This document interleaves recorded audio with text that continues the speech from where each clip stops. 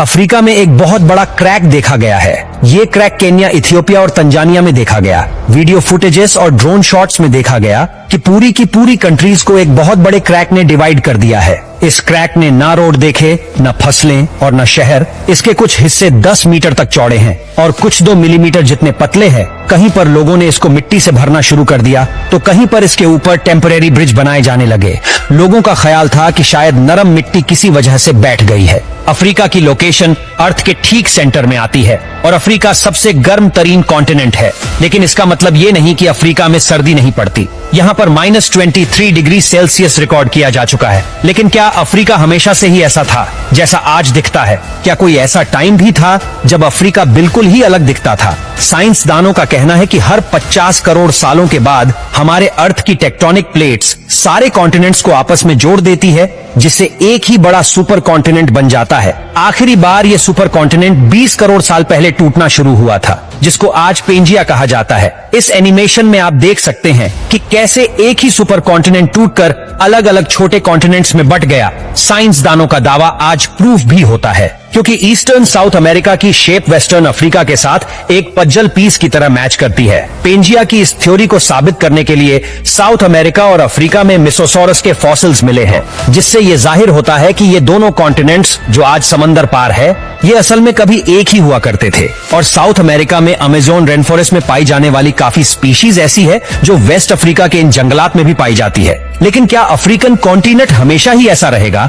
Continents का जुदा होने का ये प्रोसेस करोड़ों सालों से चलता आ रहा है और अभी तक चल रहा है। पहले ऐसा समझा जाता था कि अफ्रीका एक ही टेक्टोनिक प्लेट के ऊपर खड़ा है, लेकिन 1970 में कुछ ऐसे सबूत मिले जिससे ये पता चला कि अफ्रीकन प्लेट टूट रही है। जियोलॉजिस्ट को पहले से इसकी खबर थी, लेकिन उनको ये मालूम नहीं था कि ये इतना जल्दी हो जाएगा। तो अब सवाल उठता है कि क्या अफ्रीका वाकई में 2 हिस्सों में तकसीम हो रहा है, जैसा कि करोड़ों साल पहले साउथ अमेरिका इससे अलग हुआ था? इसका जवाब अभी तक किसी के पास नहीं है। इसमें कोई शक नहीं कि ईस्ट अफ्रीका की टेक्टोनिक प्लेट का बहुत बड़ा हिस्सा टूट चुका है, रेड सी से लेकर मोजाम्बिक तक, और ये हर साल करीब 6 मिलीमीटर तक अफ्रीकन कॉन्टिनेंट से दूर हो रहा है। ये भी हो सकता है कि ये पूरा हिस्सा अलग होकर एक आइलैंड बन जाए, या फिर इसके बीच रेड सी की तरह कोई नया ओशन नमूदार हो जाए, या फिर ये प्रोसेस यहीं पर ही रुक जाए। साइंटिस्ट का ख्याल है कि जो कुछ भी होगा इसको करीब 5 करोड़ साल लग जाएंगे, आगे चलकर जो भी हो।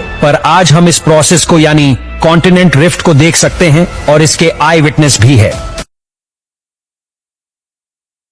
क्या आप जानते हैं कि थाईलैंड के शुमाल मशरकी हिस्से में बनकान सूबे में एक पुरस्कार गार वाक़ है जिसे नागा गार कहा जाता है। ये गार अपनी अजीब व गरीब चट्टानों की वजह से मशहूर है, जो एक देव हैकल सांप की जल्द से मुशाबहत रखती है।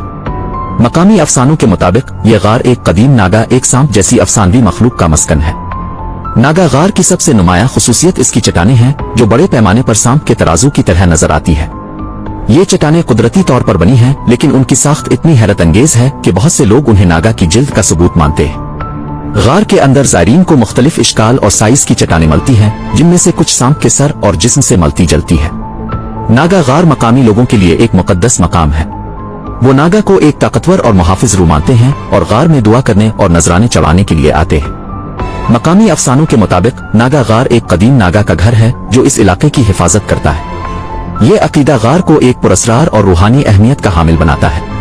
अगरचे मकामी अफसाने नागा गार को एक माफूक और फितरत मकाम के तौर पर पेश करते हैं, लेकिन साइंसदानों ने इसकी चट्टानों की तश्कील की वजाहत की है।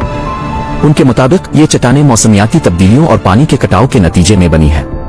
ताहम उनकी हैरत अंगेज साख्त अब भी एक मुइन्ना है और बहुत से लोगों को हैरान करती है। नागा गार थाईलैंड में एक मकबूल सियाहती मकाम बन गया है।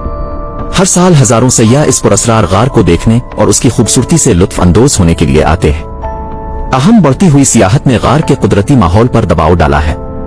मकामी हुक्काम और तहफ़्फ़ुज़ पसंद तंजीमें गार की हिफाजत के लिए मिलकर काम कर रही हैं, ताकि इसकी मुनफरिद खुसूसियात को आने वाली नस्लों के लिए महफूज रखा जा सके।